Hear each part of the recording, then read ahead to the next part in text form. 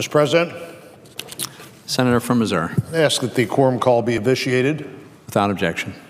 Mr. President, I listened carefully to your comments earlier and the comments of others who have talked about the importance of passing this bill and drawing focus again to the health care plan that's just not working. It's not working. The state exchanges are failing. They're sort of fleeing to a bigger federal exchange, and the insurance companies are fleeing the federal exchange as well as the state exchanges. They're moving out of the family market. They're moving out of the individual market. The biggest health insurance company recently announced that they were likely to abandon this particular process next year.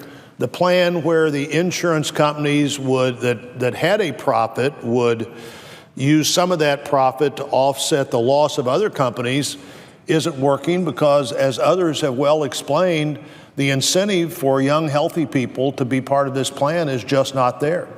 The premiums are too high, the deductibles are too high. There's no reason to be part of this, and there should be nothing new here. The failures of this plan were almost guaranteed whenever the House and Senate decided, under the control of our friends on the other side, that we're going to pass the bill the Senate passed when there were 60 Democrats here to vote for a bill.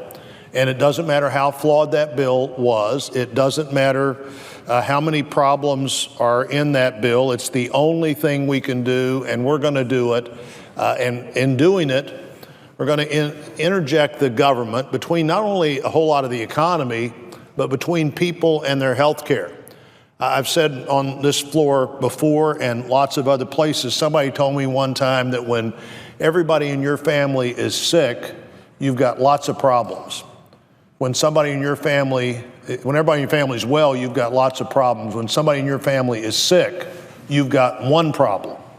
And so when the federal government decides they're going to help families in ways that families don't want that help, when the federal government decides they're going to interject themselves between families and their doctors, families and their health care, families and their insurance company choices, you can't really expect good things to happen. You know, the anticipation not too long ago was that on the individual exchange, where you go get your own insurance for yourself, that there'd be 20 million people signed up by the end of last year. When that projection was made, I think there were 14 million Americans on the exchange.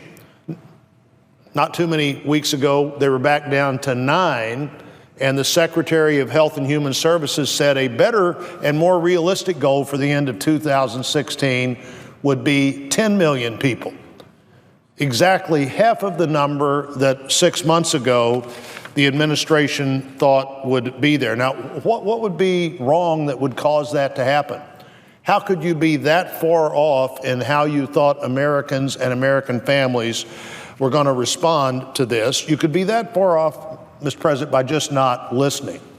You know, for the first year of implementation of this plan, I came to the floor week after week after week, and week after week after week, I had letters, calls, emails from Missourians talking about how this was impacting the lives of their family. I've told those stories on this floor before, so I won't tell them again today, but there are hundreds of them multiplied by thousands if you talk to anybody who's talked to anybody about this system. Now, interestingly, those calls and letters and emails and contacts appear to be coming back because people have now decided that this is not as bad as they thought it was. It's worse than they thought it was. The problems aren't as great as they had feared. They are worse than they had feared. You know, in 2013, Lance called our office and very concerned that he liked his coverage. The president said you could keep your coverage.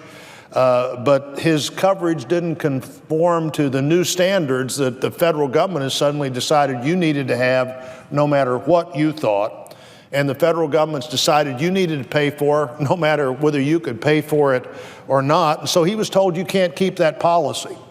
Well, like so many other things in this law, he was pretty quickly then told, well, no, we figured out a way that for a year or so, you could keep your policy. And so Lance was going to keep the policy, but he found out that for any number of reasons related to this big change in health care, the policy that he wanted to keep was $150 more a month than he'd been paying for it. And the deductible, Mr. President, increased by $7,500. So like a lot of other people, he would have loved to have had the policy that he'd had before, but none of it made any sense for him anymore. I got a letter just a few days ago from a friend of mine who runs a business in Kimberling City.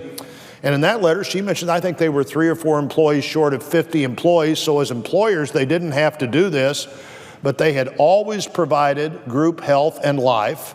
They wanted to do that again, but in her letter said that the prices have skyrocketed.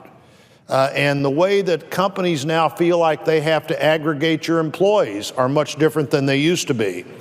And particularly for older employees, if you're over 47, here are some numbers that she gave me in that letter. If you're 52, the increase this year over last year was $2,128. That's the annual increase. That's not the annual premium, Mr. President. That's the annual increase, $2,128.76. If you're 58, the annual increase was $4,599.60. And again, that's not the cost of the policy. That's the increase this year over last year. And if you were 61, the increase was $5,680.20. And this is a company that for years has done everything they could to provide this as a benefit. It's clearly, one, a benefit they have a hard time affording, and suddenly a benefit that creates a huge obstacle for older workers. Where everybody used to be rated the same, they'd rate your group. Now they want to rate the individuals in your group. In our state, in Missouri, the premiums have increased. The average premium has increased by more than 10%.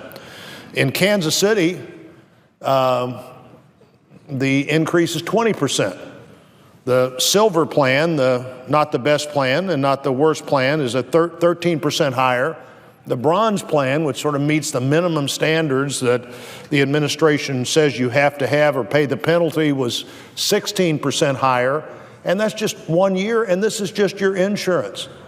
It's not your higher utility bill that's higher because of another government regulation. It's not your higher this or your higher that. This is just your higher cost of not having to pay the penalty. And Health and Human Services said just the other day, for the first time ever, the average deductible is over $2,000. Now, there's a little merit to having some of your own money invested in your own health care as you make these decisions, but the average is over $2,000, but many families are now seeing $5,000 individual deductible with a maximum of 2 family members if you happen to have 2 people sick in the same year. And those same families may be paying $500, $600, $800 a month or more for insurance. So you've got your insurance cost of approaching $1,000 a month and your deductible of $10,000. Mr. President, for most families, that's just like not having insurance at all. You're writing this check every month, hoping nobody gets sick. If you get sick, you might have to write another $10,000 check or more. Matter of fact, I just mentioned Lance had the policy that his deductible went up $7,500 as his premium was going up $150. I spend a lot of time with the hospital community in our state. Over and over again, I say, okay, what's your fastest growing column of bad debt? Over and over again, the answer is people with health insurance. People with health insurance, the fastest growing column of bad debt, because the health insurance has a deductible that family can't pay. You know, if the deductible had been $500, you have that discussion, well, we can do 200 of that, and maybe your mom and dad could help us with half of the other 300, and somebody else would help with the other $150, and we'll pay it. But if it's $5,000, if it's a $5,000 deductible, many families just say, "But we're never going to pay, we can't pay $5,000. And so the health care provider writes that off.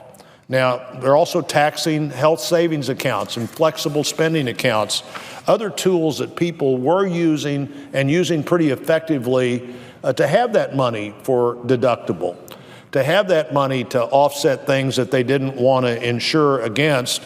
But this is a system that just simply is designed to fail, and there's no news here. There is no news here. Every time I came to this floor to talk about this system, and it was many, many times, I explained why the system would fail, and some of the press in my state, at least I remember one column that was Senator Blunt spending way too much time talking about the weaknesses of Obamacare. This is everybody's health and 16% of the economy. It's pretty hard to spend too much time talking about those things. Now, the other thing that we constantly hear is there were no alternatives. Let me quickly list those, and I'm going to yield the floor then to others. The things that could have been done and still could be done, things that were proposed, even though we constantly hear, well, there were no other ideas out there. There were lots of ideas out there. Expand health savings accounts. Let those accounts be used for long-term care or long-term care insurance. Let small businesses join as a group. Young adults stay on the policy longer. Liability reform, fair tax treatment, buying across state lines, the kinds of things that could happen. Prohibit policy cancellation. Use what were really strong high-risk pools, expand those so that people with pre-existing conditions could never be shut out of the insurance market.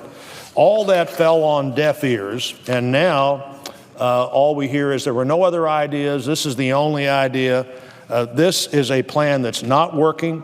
I urge my colleagues to vote yes on this bill that puts the responsibility right back where it belongs, on the president's desk, and I would yield.